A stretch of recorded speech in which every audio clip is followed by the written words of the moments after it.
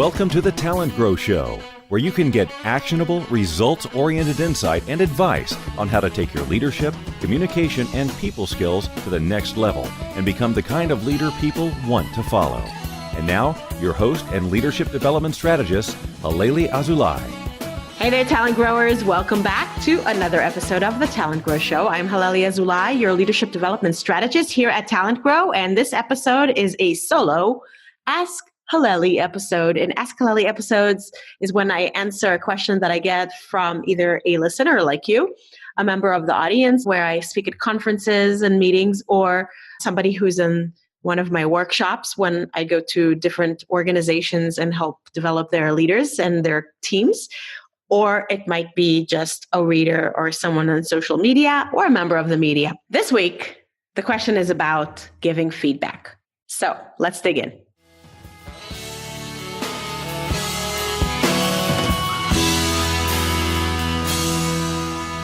The question is, I need to give hard-to-hear feedback and constructive criticism, and that can be really tough.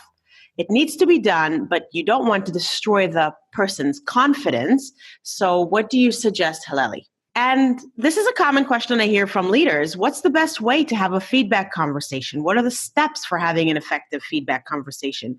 And I have those suggestions, and I'm going to share those with you today. But before I do, what's really important is if you really want to change the person and help them hear your feedback in a way that they're open to it and receive it well and actually take it into account, then before you start thinking about the actual steps to having a feedback conversation, you need to think about your mindset that you're going to have when initiating the feedback conversation. And also you need to think about the context for the conversation, like the environment and the relationship. So what's your feedback mindset? We know from the work of Dr. Carol Dweck at Stanford University that there are two kinds of mindset that inform the way we give and receive feedback, and that can completely transform the way in which people react to that feedback. So we have to ensure that we have the right mindset before we give feedback and also when we receive it. And Carol Dweck described these two different mindsets as a growth mindset and a fixed mindset. Let's start with a fixed mindset. What does that mean? It means that I think I'm pretty set in my ways and that there isn't really a lot of room for change. I am who I am. That's the best way I am. And that's what I can do.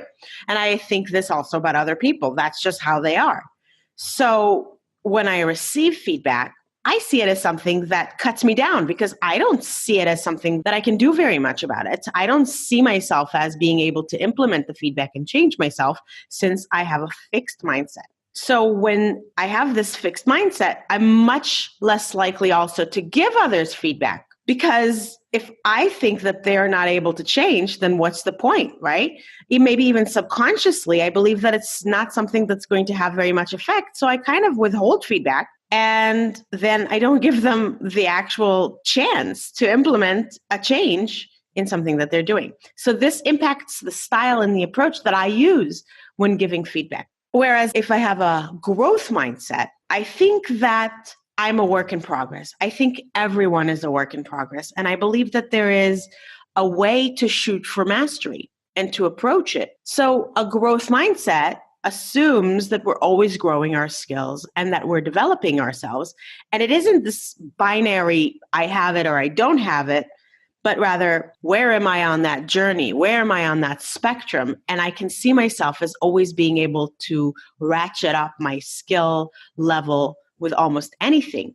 And that guides me to actually seek feedback because it helps me develop. And when I give feedback to others, I also do it with the conviction that my feedback recipient is apt to use it and that it can help them and that they're going to achieve greater mastery at whatever skill set they're trying to grow. So I give feedback with the growth mindset in mind, in a spirit of growth, in a spirit of implementation and change. So before we can provide feedback to anyone, and certainly before we seek feedback, we do need to adopt a growth mindset. So it can help us be much more open to feedback, much more interested in getting feedback, and definitely much more likely to use it. But it also primes us to be more interested to provide feedback and doing so constructively. So before you focus on learning the best steps for giving feedback, check your mindset. But you also want to think about the context. Before you give feedback, and certainly before you seek feedback, you want to set a context for trust and safety. Because in addition to having the right mindset, we also have to have an environment that allows us to feel safe to receive feedback and to trust that the person who's giving me feedback has my best interests at heart. Because I'm much more likely to be open to receiving your feedback if I believe that you have my best interests at heart. So even if the feedback comes across as a surprise, maybe it's even unpleasant to hear because it's something that I thought I was doing great, and now you're telling me about something that I could improve, I'm still going to be more likely to be open to receiving it and less likely to get defensive about it when there's trust between us. Also, if you give me some feedback that's going to result in me having to do something differently than what I'm doing right now, there's a really high chance that I'm going to do it wrong, right? If I try doing something different, that means I'm not masterful at it yet, and there's a big chance I'm going to make mistakes. And this risk of failure with new skills is difficult, right? This is something that's hard for all of us to accept. We don't like to feel like a novice, and we definitely don't like to feel like we're messing up. So if you give me feedback in a context of trust, and I feel like there's safety to make mistakes because you understand that in growth, there is mistakes inherently, I'm going to be able to try it. But if I feel like there isn't much room for failure in this workplace, and maybe in our relationship, maybe there is punitive damage that's caused by my failure. I get reprimanded for failing or for trying something new, or you come down harshly on me for doing something wrong or making a mistake, then I don't feel safe to try new skills and fail. And I'm going to worry about it. I'm going to worry about implementing your feedback, let alone receiving it in the first place. But if I feel like I'm going to try and fail and you're going to support me and you're going to help me adapt these new skills because I'm on a journey of growth and development, then I'm going to be more open to it. So when you have the right mindset and the right context, then you have a much more effective feedback conversation, and it's going to yield much better results. So before we even get into anything about what steps to take to give feedback, I need you to do those two things. Two other things I want you to think about when you're giving feedback. Please do not serve a feedback sandwich. And I don't know if you've heard about this feedback sandwich, but there's been this advice that a lot of people dish out about how you sandwich the constructive feedback and the feedback that says, hey, you're doing this wrong, or hey, you could be doing this better. You sandwich it between two slices of positive feedback. So the people who propose that you offer a feedback sandwich say, give positive feedback, then you give the constructive feedback, and then you give some more positive feedback. Oh, I hate this feedback sandwich. Here's what I think you should do instead. Focus on the feedback that's positive by itself, and focus on the feedback that's constructive by itself.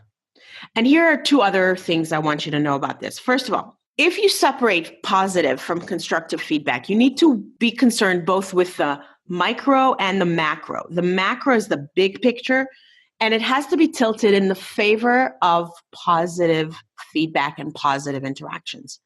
If you are not stingy with positive feedback, and if you are not stingy with recognition and appreciation and thank yous and positive interactions in general, like smiling and greeting people and asking them about how their weekend was, or just kind of showing kindness in general, if the overall relationship you have is tilted towards more positive interactions, then you have a good context cushion in which to provide the constructive feedback, which of course sometimes is not so nice to hear. We don't always love to hear about doing something wrong. That's not a great conversation, but it is well received when we know that overall, it's not like every time I hear from you, it's you telling me something about what I'm doing wrong.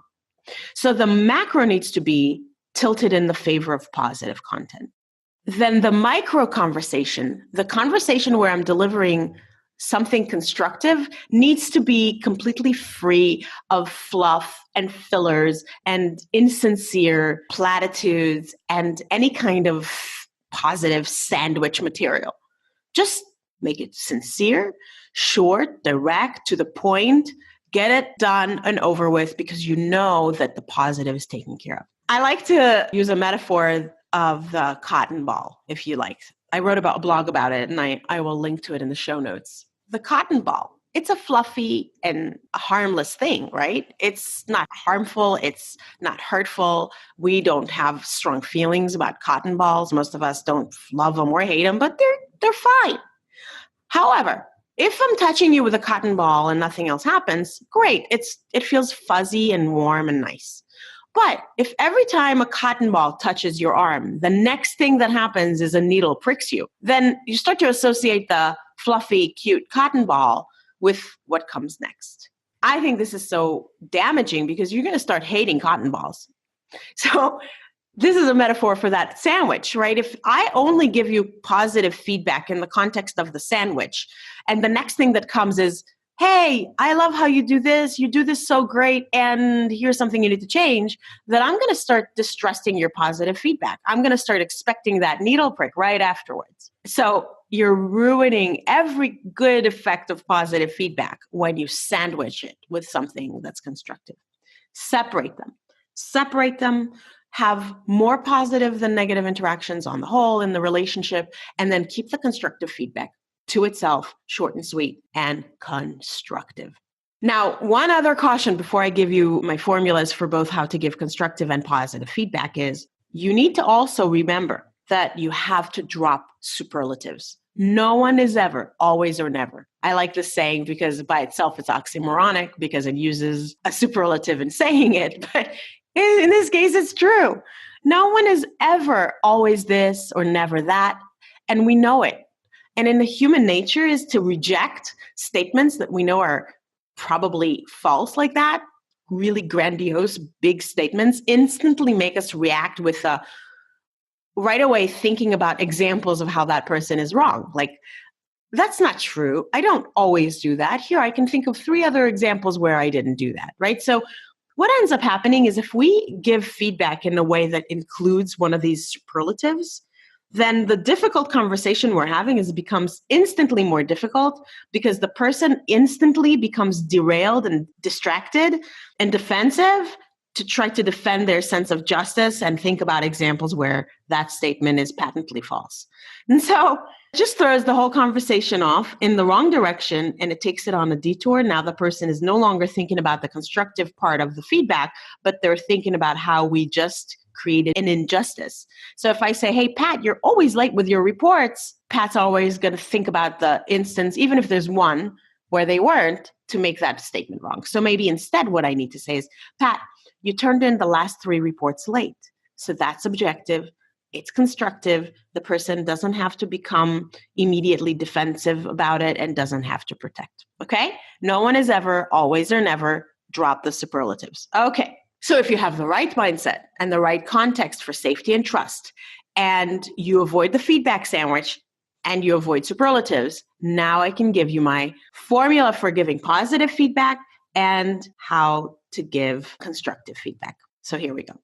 To give positive feedback and appreciation, my STS formula: specific, timely, sincere. Be as specific as possible. Give as many details as possible. Tell the person what specifically you appreciated when you're giving them that positive feedback. Specifically, what was good that they did so that they know exactly what to repeat. Timely. You don't want to hoard this stuff. You want to give it as close as possible to the behavior that they did that was good so that they understand it in context, so that they can relate to it, so that they feel good about the appreciation, and so that they can continue doing whatever it is that they're doing right. So it's going to feel insincere if you say, hey, 2 months ago in that meeting, I really like that you did X. Come on, really? For 2 months, you waited to tell me? So if you're having regular ongoing conversations with people on your team all the time, then if it's not hard for you to give them positive feedback timely. Make it heartfelt. Don't make it fake. That's the 3rd part of my formula, STS, be sincere. People smell fake from a mile away. So we need to make sure that you don't just give positive feedback because Halelly said, have more positive conversations and you're going to make it up, but give them something that's true. So look for reasons to give positive feedback. Be on the lookout for people doing things right. And then sincerely give them a heartfelt thank you so that you can say it in an authentic and real way. Okay, so that's how to give positive feedback. Use the STS formula. And now I'm going to tell you the specifics for how to give constructive feedback, and then you'll be set. So here's how to provide constructive feedback. Once you've gotten all that other stuff out of the way and you've figured out that you're in the right place and you're ready to have this conversation, here's how to do it. The first thing you need to do is you have to state the constructive purpose of your feedback. You need to set the conversation up from the very beginning and tell them why you'd like to give feedback. If you can't think of a constructive purpose, if there isn't really a good reason why you should be giving them this feedback, it's just something that is a pet peeve of yours or it annoys you, or maybe, hopefully not, but maybe subconsciously you have a need to cut them down or be malicious to them. I hope not. But really examine for yourself, what is the constructive reason to give feedback? If you can't think of it, don't give it. But if you can think of it, then you need to think about how is this feedback going to help this person improve? And you need to state the constructive purpose. Then you need to describe specifically what you have observed. You want to focus on the what in a way that if a video camera were filming it, it would play the sound of what it is that you're describing. So it's not your interpretation of it. It's not your assumptions about their intentions. It is really just what you saw. And try to describe it as vividly and specifically and quickly as possible. So it's not about their personality. It's not about their character. It's not about their attitude. It's just what they did, said, or something they showed. Okay? And then you need to describe the so what, your reaction or the impact that this behavior is having on your goals, on the project, on coworkers, on the client, on you, on the relationship. There needs to be some kind of a meaningful impact that is behind the reason you're having this conversation in the first place. And you need to articulate that. You don't want to spend a long time on this, okay? You spend maybe a couple minutes on everything that I've said so far. Give the specific constructive reason, describe specifically what it is that you're giving feedback about, and the why you're giving this feedback, the so what, the impact, the reason behind why this matters. And then be quiet and let them respond. Really listen, don't interrupt, just open it up for them. What are your thoughts, or how do you see this, or can you tell me more about it? And listen to what they say. And now you can engage with them in a brainstorm about how to improve the situation, what are some things that they could do differently. You really want to coach them into thinking of ways out of it on their own as much as possible so that they have more ownership of the solution that you agree on together. But ultimately, you need to summarize and agree on what the best solution is, agree on what the next steps are, offer your support without removing their responsibility, and then figure out how you're going to follow up or what you're going to do next in order to make sure that they can implement this feedback successfully and that you can follow up if for some reason it doesn't work out or something doesn't happen in the way that you expected it.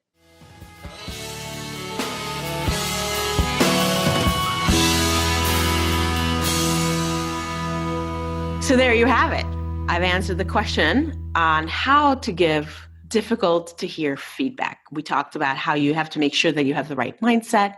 You have to have the right context. You have to be sure that you're not giving them a nasty sandwich, that feedback sandwich, and that you're avoiding those wrong superlatives that really derail the conversation. And then, of course, I shared with you my STS formula for giving positive feedback and appreciation and my 6-step formula for giving constructive feedback. And all of the stuff is written up in the show notes. So if you're more of a reader, you can read it over there or reinforce by reading it over there. And also in the show notes is where you can give me feedback about this episode. What did you think? What have you tried? How did it work? What other ideas do you have for having better feedback conversations? And of course, what else would you like me to talk about in a future episode of Ask Halelly or in a future solo episode? So I'm looking forward to your feedback, and I hope that you implement my ideas and that you found them useful. I'm Halelly Azulay, your leadership development strategist here at TalentGrow, and this has been another Ask Halelly version of the TalentGrow Show. I appreciate you listening, and I hope that until the next time, you make today great.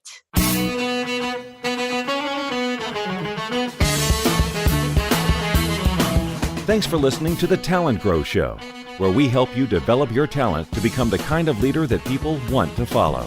For more information, visit talentgrow.com.